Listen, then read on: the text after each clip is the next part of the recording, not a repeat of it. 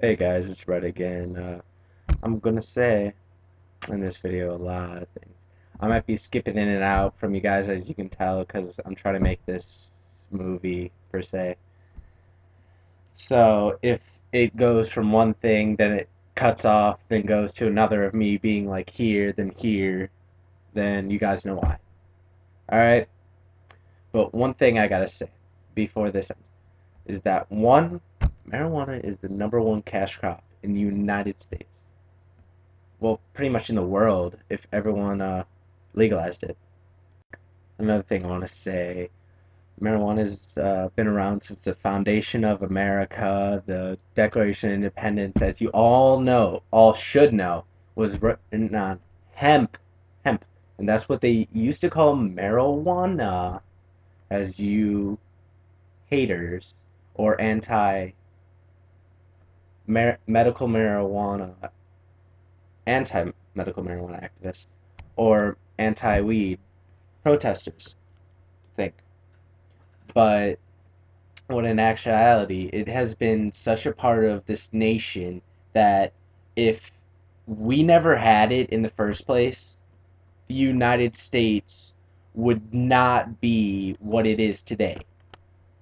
Just think about that when next time you're sitting down having a dinner or someone's talking to you about the Declaration of Independence. For you kids, sometimes you'll be talking about independence, Declaration of Independence in school and shit like that. Just think about it, that it was written on hemp paper, what they used to call marijuana. Our founding fathers grew it, smoked it. Lincoln, even Lincoln smoked it. He even had a quote. His favorite times were while he was smoking from his hash pipe. Not hash pipe, but smoking from his pipe. And he wasn't smoking tobacco, he was smoking marijuana. So the greatest president that we have ever known, ever, has smoked weed. He smoked weed while he was in term. And people don't think of it. They think that, oh, marijuana is bad. It's done nothing but destroy this country. But in actuality, it's made this country what it is today. Also, it was used as legal tender, meaning if you wanted to pay your taxes off today and you were back in where when it was 100% legal, nothing happened, you could go to pay your taxes and give them hemp, what they called marijuana. Okay, here's another statistic for you. There are 10 million people that have smoked it, and and I think it was 20 million or more took up regularly. That's between actually I think that's just people who just smoke pot that don't have medical marijuana licenses. Oh, and also a stereotype I was remembering is that, oh, they're saying marijuana causes addiction and it's a gateway drug, when in actuality it's not a gateway drug. It doesn't cause addiction. It causes some addiction. But when you look at the drugs today that are legal, that are in pill form, are 10, 20, 30 times more addictive than marijuana alone. And for all you people that know in the Emerald Triangle, Northern California, it is a way of life how regular people live because the marijuana plant is so in tuned into their lives. Oh, and you all know the war on marijuana or pretty much the war on drugs, which Nixon pretty much enacted. When you look at it, he's the one that initially called it the drug war, but he was going straight after cannabis.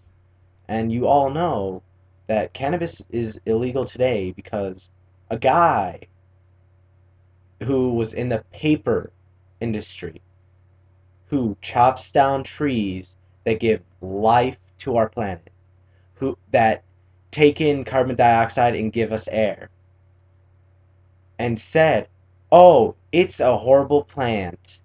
Oh, we need to illegalize it. But in actuality, he was saying, "Oh, we need to legalize it because it's hurting my, not anybody else's, but his business, investments, and everything," which led to the tax stamp, and eventually led to the first marijuana arrest ever, which it was, I think, one or two joints left, 4 years in prison. Which you look at it, it's such a harmless plant, harmless. Even nowadays, you get 10 years minimum for one plant, one, because it's such a horrible drug that they say. Oh, I just remembered. You all should know this guy, the DEA agent who turned pro pot because when he was young, not younger, but while he was in the force, he was drinking so much. He his wife even saw that he was drinking. He'd throw back drinks. He'd gallons, not gallons, but you guys know what I mean. Like he would. It's just crazy how it happened.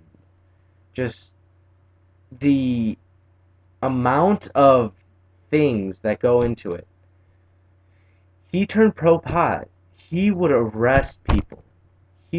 I think he had like one of the highest arrest rates between all drug deals and like that. He turned pro pot because his lifelong partner, even now, he has a YouTube page, a few actually, for pro pot, and it's it's quite funny. I do believe that the war that they think, oh, it's working, doesn't. It's completely idiotic to think that such useless waste of our resources between metal, plastic, which that's like in World War II. Hemp, wrote just hemp, not marijuana, just hemp, was was made illegal to allow in World War II or World War one of the two. It was made illegal because they wanted to try out nylon instead of hemp. When in actuality, hemp could be made to use, I think it was 25,000 uses or 50,000. Just think of that. All ranging from cellophane to dynamite. Just think. Instead of wasting precious oil and all like that to make certain things for bombs, which we shouldn't even have anyways. We don't need them. Like, there should be no chaos in the world, but yet there is. We could be using that for multitude of things. Like I said, 25 to 50,000 uses. Even nowadays, when you look at cannabis in Amsterdam, the crime rate for marijuana has gone down. The HIV rate has gone dramatically down. Everything in Amsterdam and the Dutch, really, even now, since Spain has legalized 4 plants per like house, and just it's crazy how it seems, but it's idiotic to think that oh, if we enforce it, it'll stop because if people want something and there's a resource to get it, there is no stopping them. Their conscience might be like, oh, no, no, no. But if there is a demand for something and people will buy it at whatever cost, not saying that weed is being bought at any cost, but since the government has made it illegal, it's become a horrible thing because when you go to your local drug dealer, they're thinking that, oh, well, in all actuality, you're thinking if you went to every drug dealer, they will not sell the same pot, same strength. They will sell you shit. They will sell you laced shit. It's just crazy how it seems when you think about it. I like most people, they would rather go to a medical marijuana place because they know they can trust it than go out and buy from a dealer that could have laced it with crack, heroin. If you want that, legalize everything and freaking combine it instead of having to go off getting something that you don't know. When you could go to growers and medical marijuana facilities and get pure, good quality, best weed that you've pretty much ever had. It's illogical to think that, oh, if you say no to the people that they're going to follow. Like I've always said, I've always had this model. Rules are meant to be broken. It all depends on how it works out. Weed, per se. It's been broken since the day it was made illegal. Since the day. And even when you look at the tax stamp, the growers had to go to DC to get their tax stamp. When in the process they were breaking the law. When you think about it, if I had a plant or a nug, say this big, or a brick this big, and I go off to DC, I would be going in and breaking the law, and I would be put in jail for pretty much my whole life because I didn't have that tax stamp. But I couldn't get the tax stamp unless I brought my hemp marijuana to DC, which was breaking the law in the process. So what they were saying was, "Oh, you can't grow it, but you can't sell it, but if you want to, you have to come here. But if you come here, you're breaking the law." Which, oh shit, I just got through watching what you call it, Reefer Madness. You all remember Reefer Madness? Uh, I love watching that while I'm high because it's it's that much more funny. Um,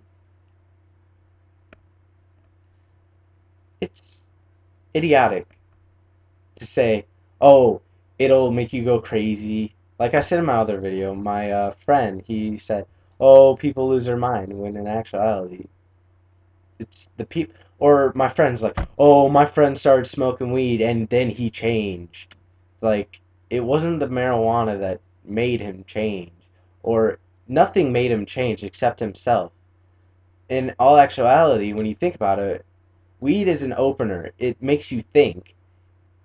When you smoke weed, you don't start freaking out unless you have something to be scared of. Say you're by a cop and you smoked and you don't want to be caught. Yeah, you're gonna get paranoia, but damn, people are just idiotic when it comes to certain things. And I have friends that have said, "Oh, I don't like marijuana or anyone or anything that anybody has done with marijuana or produced because they were on drugs or marijuana." Um, when you think about it, Aerosmith, Megadeth, what else was there? There was Metallica, there was Jimi Hendrix, there was Santana. There were multiple bands that smoked weed that just blew everyone away because when they smoked weed or when they did drugs, it made them think. Not that the weed or the crack or heroin, whatever they took, made them play that music because in actuality they were that good. It just made them think about life. When you look at it, it's illogical to think that, like my friend Josh, he's like, "Oh, I don't like anything to do about marijuana," but he or anything that produces from marijuana or anything. And but he listens to Bob Marley every day. He likes the songs, but when you look at it, Bob Marley was almost high every show, or he was. People didn't understand that everyone knew he was a pothead. But People are gonna think what they're gonna think. Oh, guys, if I can think of the link and whatever about the never get raided and never get busted, I'll post it down in the description box below. But it's it's just crazy. Oh, that's like when you get encounter a cop and say he's looking around in your car while you have your window rolled down and everything, and he's like, "Do you have anything in your car, sir?" And all you really have to do is say, "Excuse me, officer, I know you're trying to do your job." Or if he takes you out and is like, "Do you have anything in your vehicle?" It's like, "Oh, I'm gonna search your vehicle." You can say, "Excuse me, officer, I know you're trying to do your job, but I don't consent to searches." That won't help him from stopping the search or continuing the search. That just provides, if you go to court for something in your car, you are more likely to get out of court because of that, because your lawyer can challenge that. And also with that, you can say to the officer, before even the confrontation's done, you can say, "Excuse me, officer, am I being detained or am I free to go?" I got this all from Flex Your Rights on YouTube. It's youtube.com/Flex Your Rights. Very good website. They have ways to deal with cops at your doorstep. How to say, "Oh, if you don't have a warrant, I can't let you in. I'm sorry," but that's how it goes, guys. It also has the police stop, how to deal with it, the wrong way to deal with the traffic stop, how to do it intelligently. Just, it's crazy what you can do to help yourself. If you want to legalize anything, if just the things that you can do to help your community. Go to your local police station or go to your local judge house.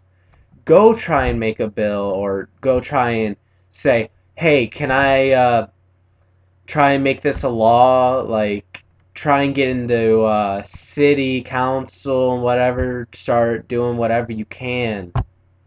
That's the only way that this war that should have never even started been make it go away, guys. It's all up to the people. I believe in every single one of you.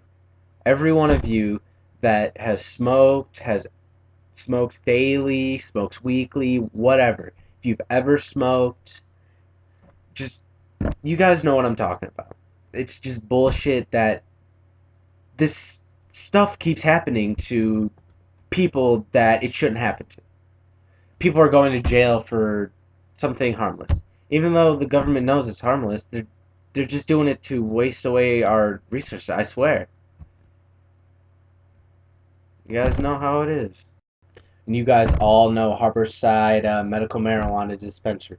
You all know that they are the biggest seller, have sold the most cannabis, like, in the world. The guy that owns it, he could be imprisoned, but the amount he has sold can like, if the government really wanted to, they could take him, and he has sold so much that he would be legally, federally, on the federal level, be put to the death sentence 3 times.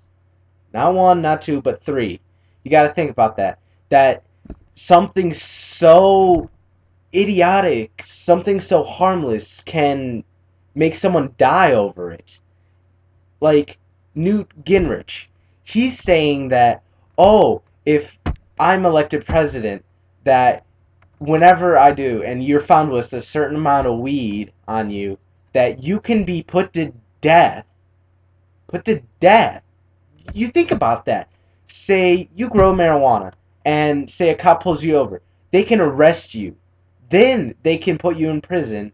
Then they can proceed after that and say, "Well, you had such and such pounds of weed, or how much ever you had," and say, "Well, because you had that much, I'm going to kill you." That's pretty much Newt Gingrich saying, "Oh, if you're going to do that, and have that much, then you don't deserve to live. Which I think that's unethical. When you think about it, a human life is. I don't know if you guys believe in God or not. I do. But when you think about it, no life should be sacrificed or just brutally murdered for something so innocent. When you look at the Bible even says everything green that has seeds is made by God and is meant to be here. When you look at the government, they're ignoring completely. They say that they're tolerant to multiple religions, but in actuality, they're not. But yeah, guys, you know my YouTube name. You know it's Red Dragon Cell. You all know that every day we be chilling. But what you all need to know is that it has to be legalized. Everything. I don't care. It'll help between government and everything, in which they don't realize, or they do. They just don't want to do it because they're afraid of what's going to happen. Which, in reality, you can't take a step forward without taking a risk. You always have a risk no matter what. You could fall forward. You had that risk as soon as you got up. You can't say, "Oh, well, I'm going to do whatever and not take risks," because whenever you're doing whatever, you're always taking risks. That's what most people don't realize. But seriously, guys, keep the fight going, keep the war. Just, man, you all know the war is just useless. It takes up taxpayers' money. It's a multi-billion dollar business. You guys know this already. I don't know why I'm saying it, but still, for all y'all that is just getting educated and you see my video, you all gotta know that everything is perfectly safe. There's no reason why that in actuality it should be illegal. Well, guys, I'm gone. Peace.